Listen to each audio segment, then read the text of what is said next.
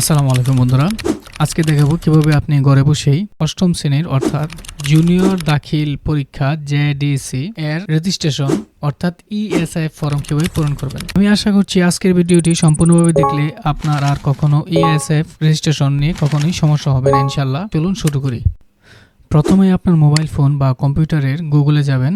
গুগলে গিয়ে সার্চ করবেন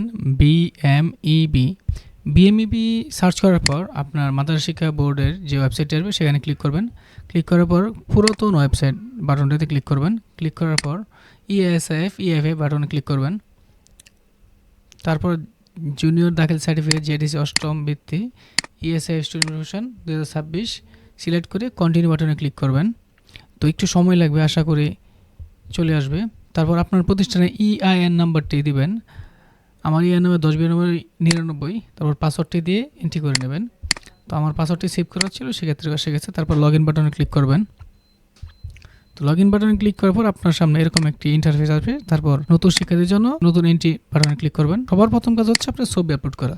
ছবিটি আপলোড করার পর একটু সময় লাগবে, তো ধৈর্য সহকারে কাজ করবেন।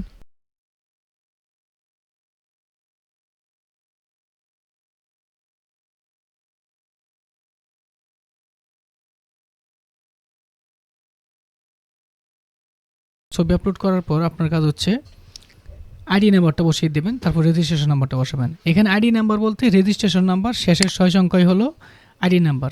অনেকে বিষয়টা ভুল করেন, রেজিস্ট্রেশন নাম্বার শেষের 6 সংখ্যাই হলো আইডি নাম্বার।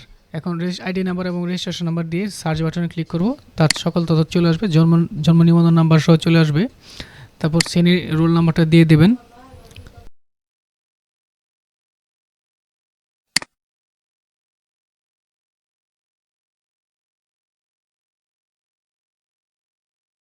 সকল তথ্য সঠিকভাবে হয়ে গেলে সেভ বাটনে ক্লিক করবেন। এখানে একটা বিষয় বলে রাখি, যে সকল শিক্ষার্থীরা আগে ষষ্ঠ শ্রেণীতে রেজিস্ট্রেশন করেনি সেই সকল শিক্ষার্থীরা অষ্টম শ্রেণীতে অর্থাৎ জেডিসিতে রেজিস্ট্রেশন করতে পারবে না। তো আশা করি আপনারা ভিডিওটি দেখে খুব উপকৃত হয়েছেন। কোনো মতামত থাকলে কমেন্ট বক্সে জানান। ভিডিওটি লাইক করুন। এই ধরনের ভিডিও পাওয়ার জন্য চ্যানেলকে সাবস্ক্রাইব করুন। দেখা হচ্ছে আগামী কোনো ভিডিওতে।